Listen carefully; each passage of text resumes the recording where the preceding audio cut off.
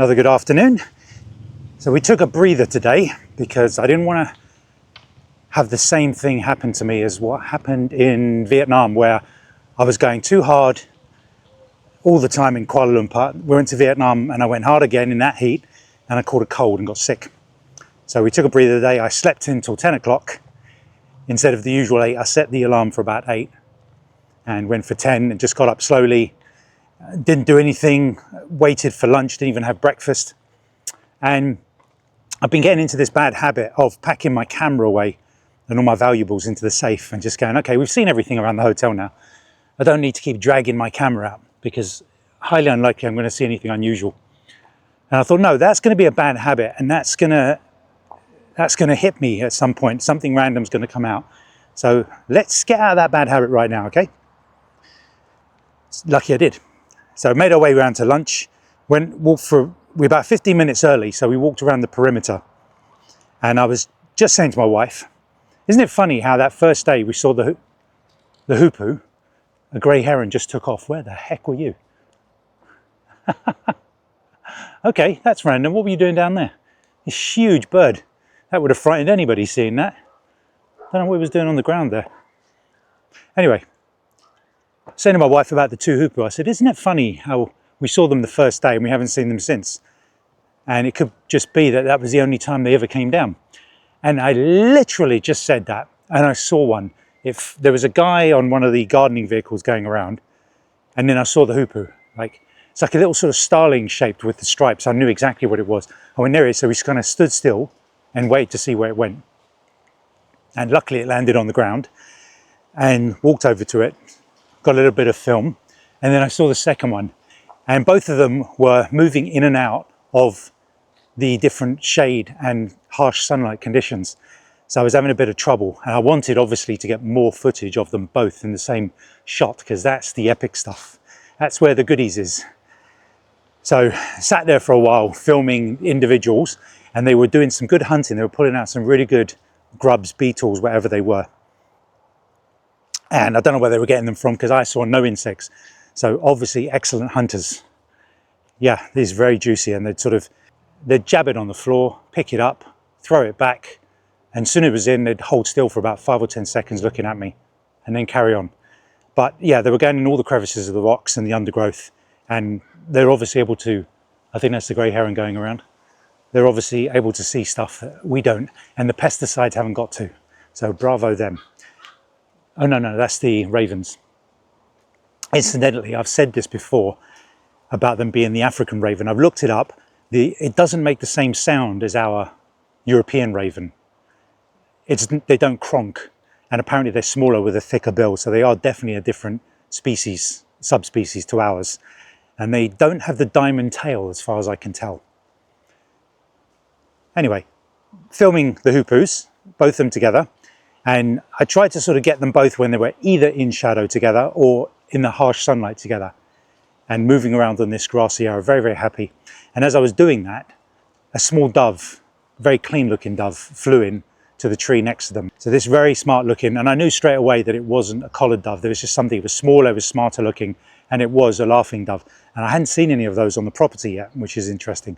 So I was kind of a bit distracted filming that away from the hoopoes when I should have been filming the hoopoes. But you can see I've just taken some video of the hoopoes and the laughing dove in the same frame. Yeah, all feeding in this one area together, very unusual. And here's footage from my iPhone to show you. I mean, I was probably 4 or 5 feet away, and it was only because we were going to lunch and my wife was getting a little bit impatient. Sorry if you see this video, I hope you don't see this section, honey. And I was like, I'd probably stay there for half an hour and watch these birds. And then the next bit, when my wife was already impatient, I couldn't think she was impatient enough. I heard a call I wasn't familiar with, but I kind of recognized. And I saw a bird fly. I thought, that's bigger. It was silhouetted. It was bigger than a sparrow. And I thought, straight away, my brain was like, that's got to be one of those bulbuls that I wanted to go to Costa Calma for. And I recognized the bulbul sound. I thought, that sounds like the ones from Hong Kong, the red-whiskered. And here they're called the red-vented. So I sort of stood and was looking in the tree, where is it, where is it, where is it? And then there it was.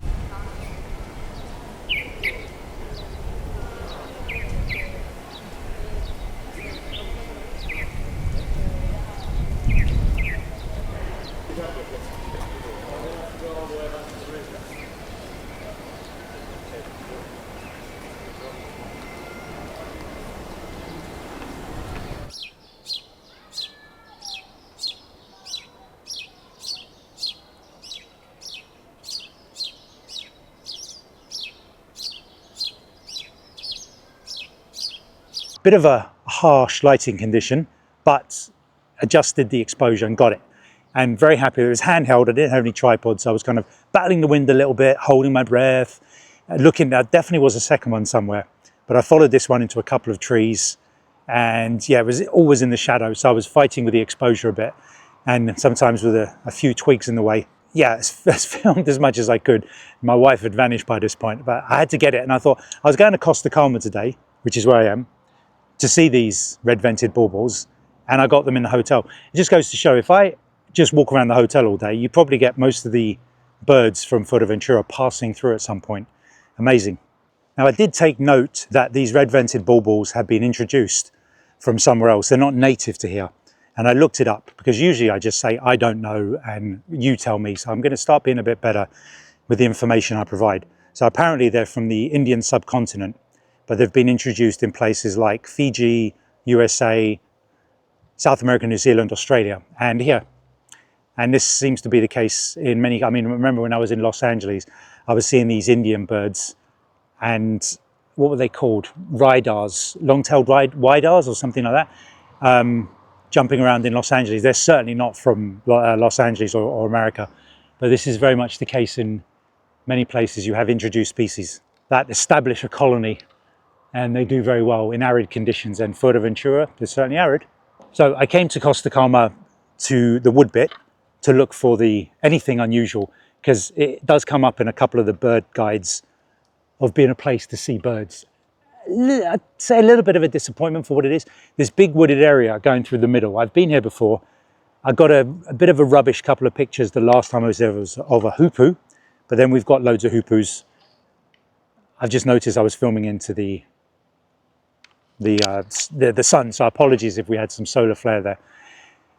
But I had some hoopoe action here last time in the tree against the whiteout sky, but we've got so many other hoopoes elsewhere, like today on the golf course. We've got our fill, and I'm sure I've had goldfinch and linnets either last year or the year before that, but there's no bird song in here whatsoever. All it is collared doves. There might be something more in the tourist area. I have heard that I did see briefly a momentary visual of the bulbul over by where I parked the car on this roundabout, but I'd already got it where I was in better conditions. This was harsh sun, shadow and wind. I couldn't hold the camera still, but apart from that, it's very, very quiet. I've heard a little bit of chirping here and there, but couldn't find it. But apart from that, it's very, very quiet. I just wanted to come here firstly to see that and to get out of the sun, because it's one of the few places you can go for a walk, a sort of nature walk, and escape. It's not massively hot, but I don't want to. It still is easy to burn in 22 degrees. I mean, I've already got flip-flop tan, which if I get a picture, I'll show you. I've got to make sure to take my flip-flops off to allow the rest of my feet to catch up. The bits I've hidden, and they've got a bit of a white area. So, but I stood on the balcony today to try and make sure I'm keeping myself from getting a t-shirt tan. But oh, yo, that's something different. What would that be? Okay, I'm going to go and see what that is. Some sort of warbler. Okay, it might be a yellow, what they call yellow-browed. That's what's been reported here. Oh, it's gone. I'll stay here for 5 minutes, see if I hear it again. Anyway, a great day. Top day so far, brilliant. Even though it's only been kind of a half a day, arguably. Well, that was a complete touch. I'd got the BirdNet app out and checked the call, and it was the yellow-browed warbler. Amazing. I have to admit, I don't think I've ever heard them call before. I've only ever got them. I got the first one in Hong Kong. I'm sure I've seen some in Vietnam and Kuala Lumpur. So this is the first one in Europe. I think I saw a brief silhouette of one that was jumping around in the Greenwich Eco Park, but I never did get it. So I actually wasn't aware of the call. I can't remember the call, but BirdNet app confirmed it, and I hung about. It's really weird that it's like a needle in a haystack for me to sort of have a walk around, and the location on I think it was eBird saying it was just Costa Calma. I mean, you know, look at Costa Calma on the map, trying to find a little bird that size. You know, I mean, it's like mental for it to sort of just show up above my head as I'm doing the vlog. and tell me he's there. It's there, she's there. It's just mad. Anyway, as you can, I mean, I'm standing at the near the roundabout of the entrance to the sort of wood, and this is the sort of what's around me. And the sun's over there. First it appeared up against these branches, so it was silhouetted. So I ran, where are we, north, so that the sun was behind it. Sorry, the sun was more to the front of it. And then, yeah, eventually I got direct, perfect exposure, and I had to really get on the ball with the manual focusing ring and autofocus override. That, if you're not aware, I've got a video, several videos back, that explained how I've got a button to turn autofocus off and then activate manual focus when a small bird is moving around. So yeah, I had to really get on the ball with that, but I got several seconds of usable footage that I'm mega pleased with. So proper needle in a haystack, and I nailed it. I'm just waiting to see. I've definitely heard some goldfinch, but I couldn't see where they went. They were sort of behind me somewhere. But I haven't heard the yellow-browed for about 5 minutes. I've been hanging here waiting. Nothing yet, as you can hear. Yeah, okay, we'll give it 5 more minutes, then we're going to start heading home. So I'm just in this roundabout, parked up here, and the red-vented bulbuls, this seems to be their stronghold. So I've seen them feeding in the berries in that tree to the right there. So I've got some rubbish, shadowy footage from that tree there. And then they would fly into these bushes here and these trees. Got them on the top. I've just seen one fly over. There's some berries in those trees. They go up there and have a scan around.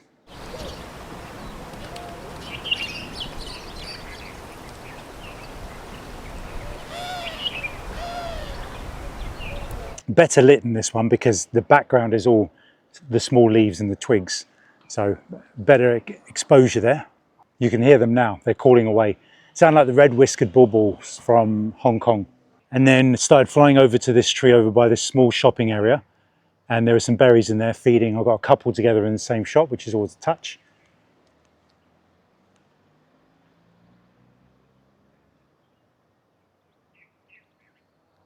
And then one on this light up here.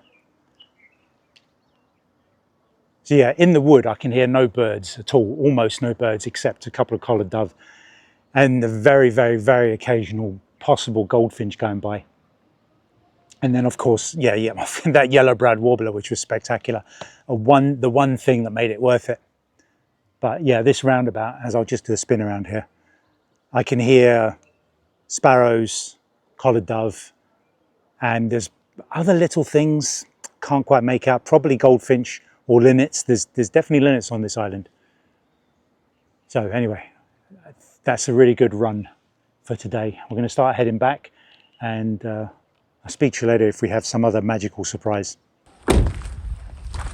So just before I left Costa Calma, confirmed I got a goldfinch in the tree. I had to do some manual focusing to get in there. It was having a preen. Sorry, my mic, DJI mic, has run out of power, and I'm so stupid I didn't bring a USB-C power cord to charge it. So I'm just using my Rode mic and trying to avoid the wind as much as I can. It's quite silent, it should be fine. I just wanted to do this last vlog because I'm 2 days back behind.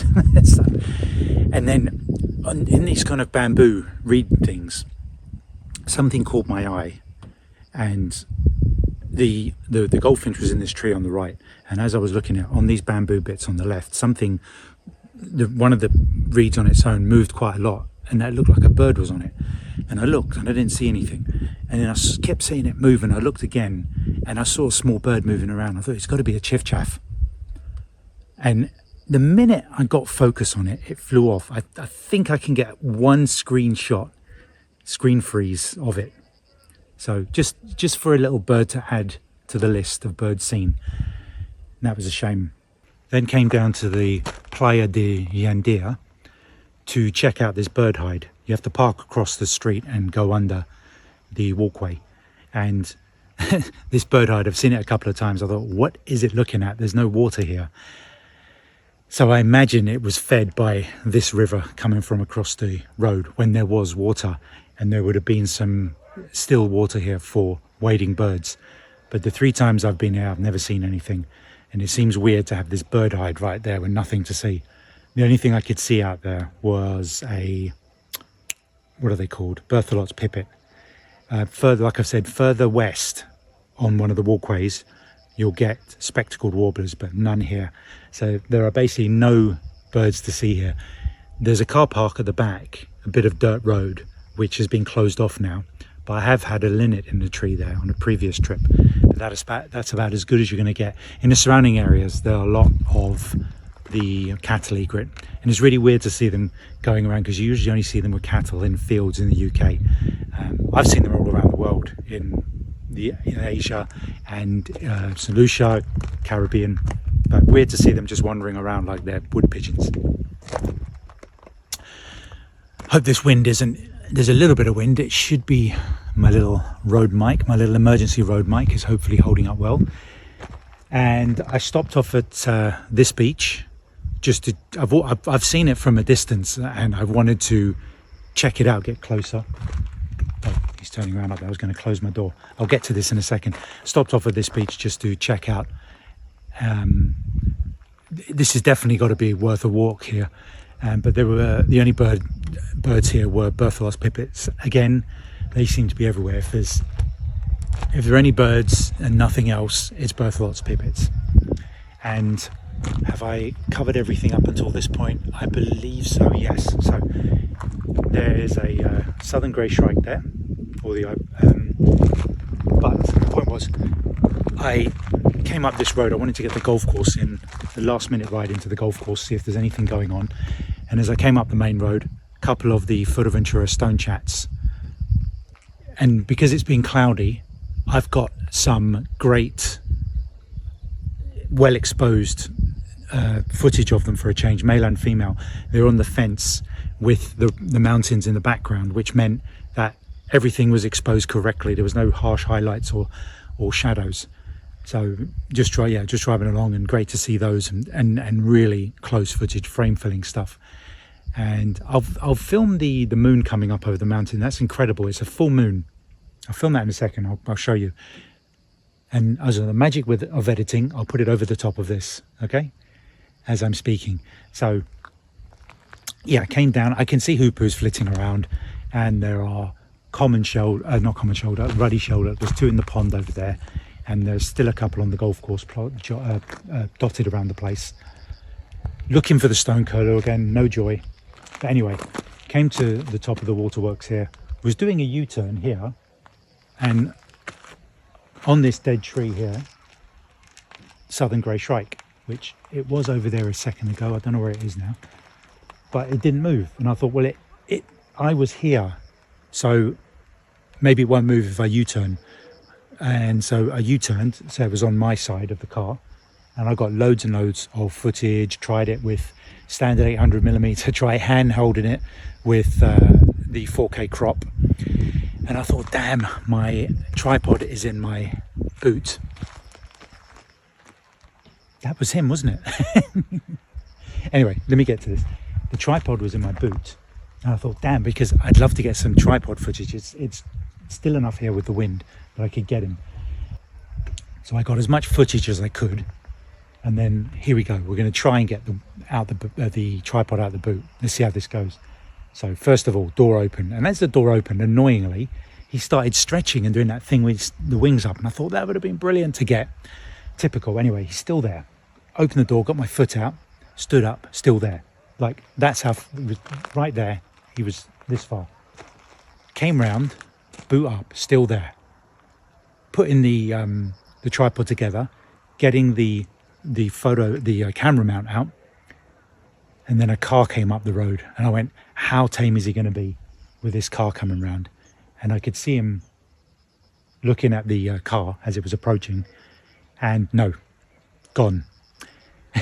So it's like, couldn't believe it. If I knew I'd got my tripod out sooner.